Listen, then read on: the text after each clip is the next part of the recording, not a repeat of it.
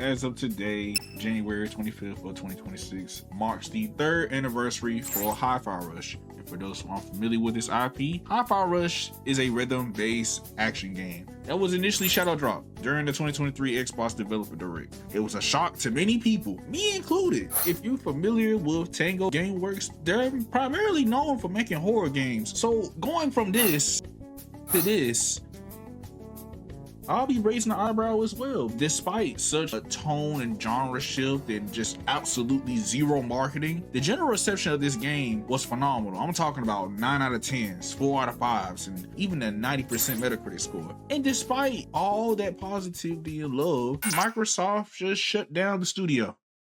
And then it got revived again by a new publisher. And it made me really come to a realization that Hi-Fi Rush isn't just a great game, but it's a masterpiece that refuses to die.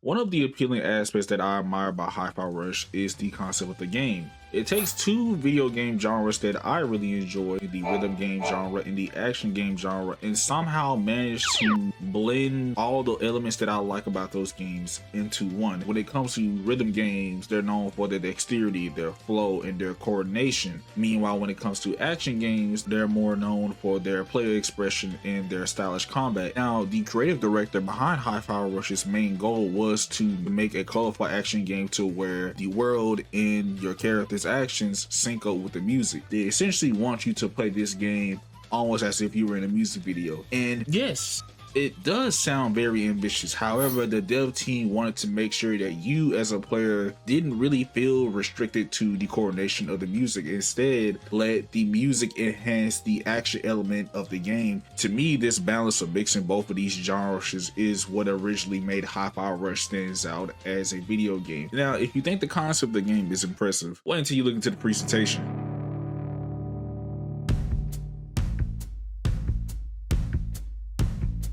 If you were to tell me that Hi-Fi Rush looks like a Saturday morning cartoon, I can't blame you, because visually this game looks alive, it looks vibrant, and it's bursting with a lot of personality from both in cutscenes and during gameplay. And no, as much as I do enjoy my fair share of realism when it comes to my video games and the almighty power of Unreal Engine 5, it's cool, but I'll admit it does feel a little oversaturated. So when you see games like Hi-Fi Rush that lean towards this cel-shaded comic book inspired style, it's visually a really pretty game. It's almost like you're in a comic book. Even when you look at the UI, attacks, or even environmental cues, it's a small but really nice touch to the game.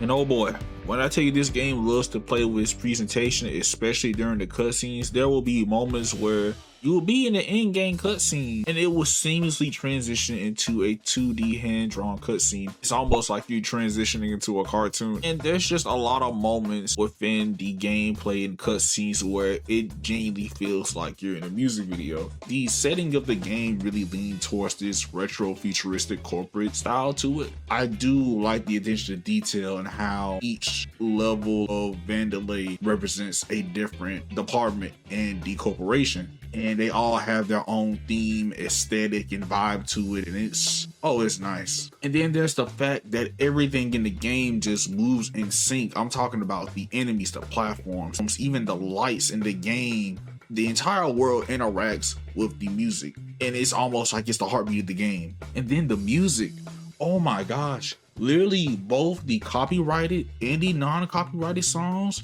sound really good, and there's like a lot of mix of both indie and alternative rock that plays throughout the game, and it honestly made me expand my palette when it comes to music. All these elements from a presentation standpoint is what makes Hi-Fi Rush really memorable, and it just gives it a very distinct identity that makes you stand out for other games. Then there's the narrative.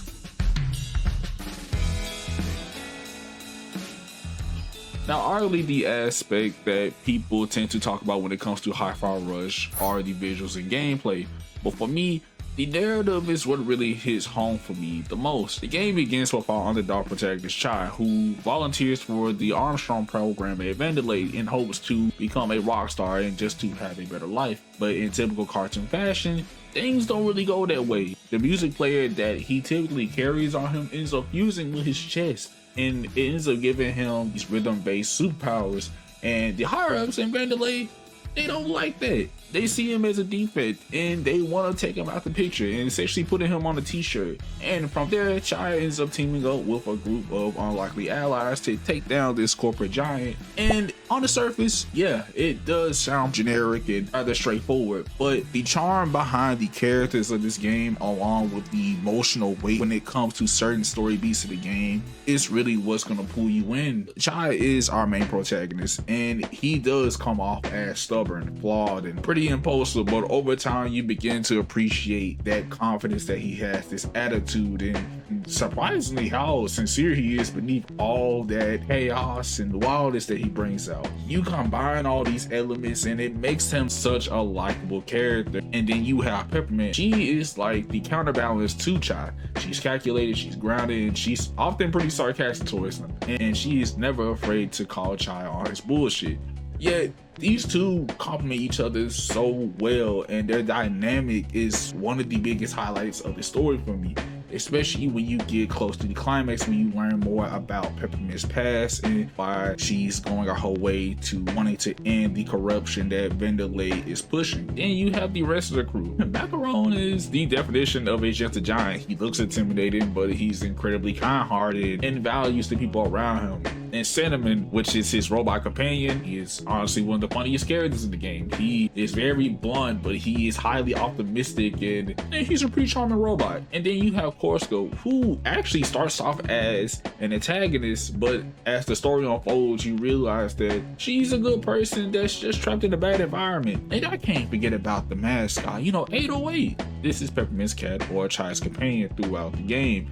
She doesn't really play a huge role in the story, but she does add a lot of personality to the team, and it's fun seeing her react to the chaos that unfolds in this game. And I think it's funny because this type of writing for this cast is what I expect to see in a RPG. These are characters that grow with you, characters that you learn to love and have some form of compassion for. That is something that I didn't expect to see in an action game, and it breaks that tradition for me. Then there's the villains for Hi-Fi Rush, which I will just say this right now, they are very intriguing, and they're not your regular villain of the week characters. These are villains that represent the toxic work environment that you see in corporate or different work settings. Yes, it's satire, but these villains tend to be loud, over the top, and very memorable. You have Rekka, the head of production, who is literally the living embodiment of grind culture. He literally treats her workers like machines. Then you have Zonzo, the head of research and development, who tends to burn through the company's budget and staff just for his own vision and gain. And he's a huge fan of JoJo's. Then you have Mimosa, who is the marketing executive who purely just cares about her image and marketing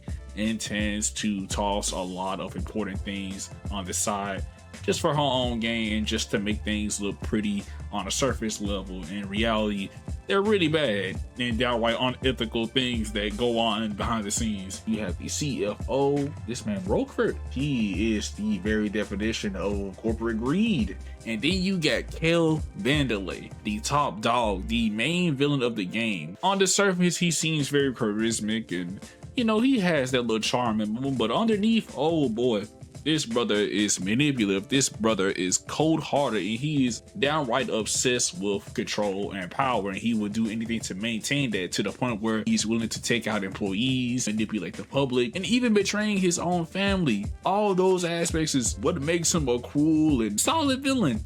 I do find it interesting that the villains for Hi-Fi Rush, they feel like more than just an obstacle course, rather they feel like exaggerated corporate problems that we see in our day-to-day lives, and yet these villains are entertaining and engaging enough to really keep the narrative pushing. But if you look a little deeper into this game, you find something. When you strip away the style, the humor, and even the rhythm for Hi-Fi Rush, you ultimately find a game that teaches you about self-acceptance.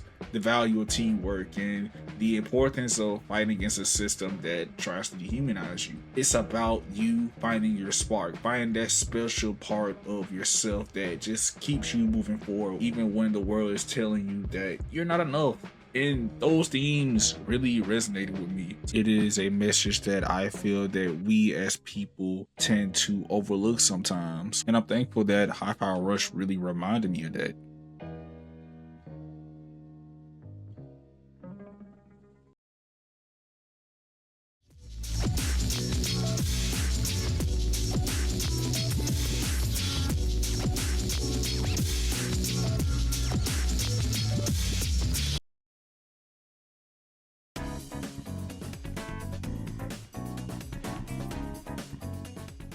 The gameplay of Hi-Fi Rush revolves around a simple but fun idea. Every enemy, platform, stage hazard, and even background are all synced to the music, and the game doesn't expect you to land those attacks on the beat consistently, though it does reward you for timing those attacks properly, and that flow is what makes the gameplay loop super satisfying. Now, in Hi-Fi Rush, you do have your light and heavy attacks for combat, but each attack represents a beat. Quick attacks are considered 1 beat, while the heavy attacks are considered 2 beats, and they take longer to hit compared to quick attacks. But if you combine those buttons, you create different combo routes, from grounded to air combos, and there may be times where you want to branch off and use different combo routes either for knockback, crowd control, or just building meter. You also have a grappling tool to get closer from both grounded and airborne enemies, and you also have the greatest button to mankind, the parry button, because you can not only parry physical attacks, but you can also parry projectiles. And mind you, it's on beat, so it's pretty satisfying to pull off.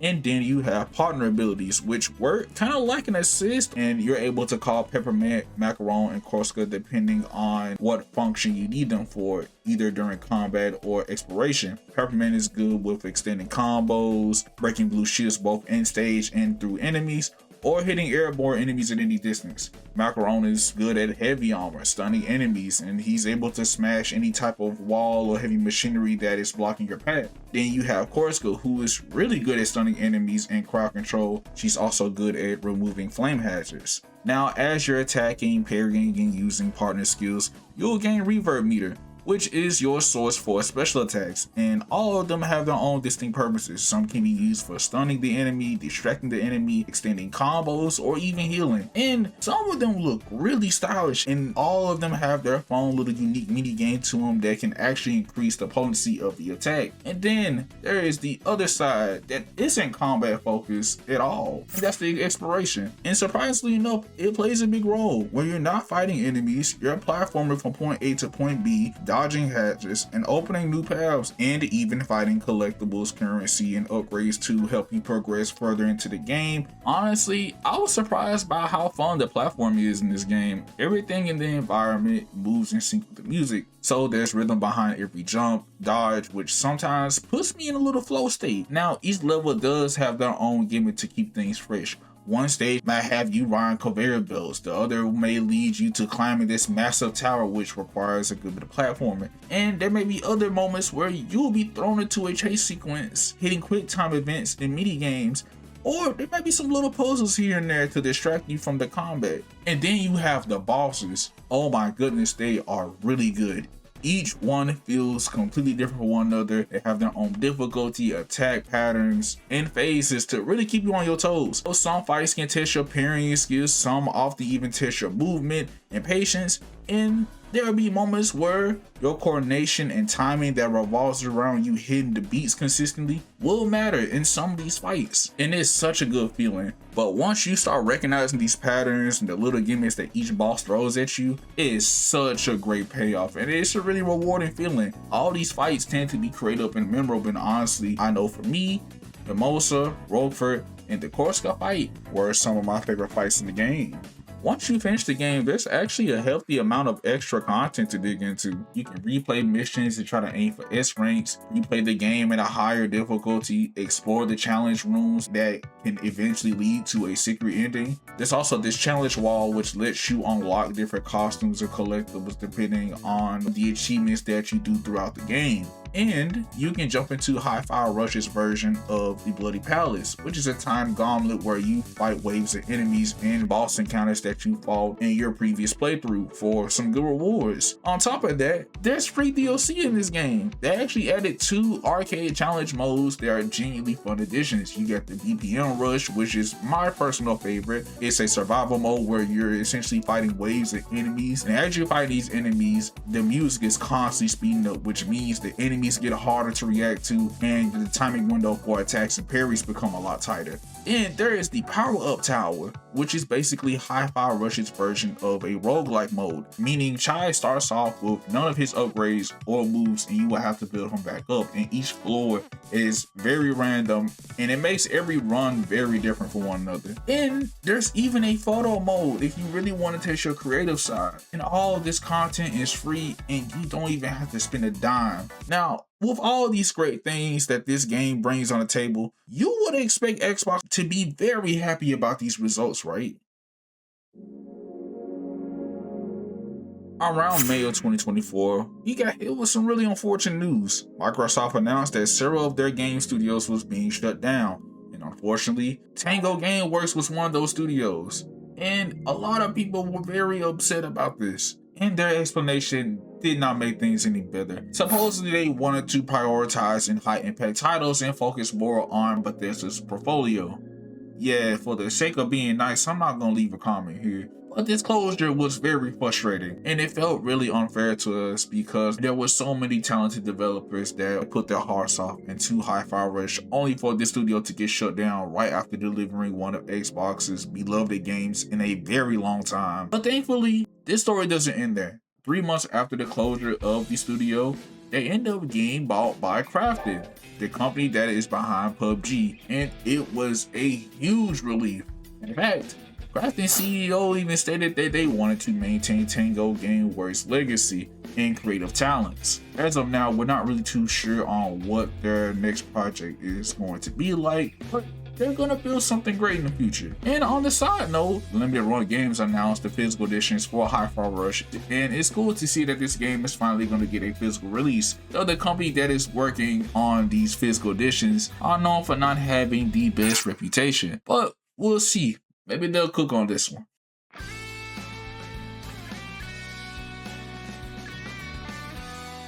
Hi-Fi Rush is one of those games that really remind you how fun and creative video games can really be.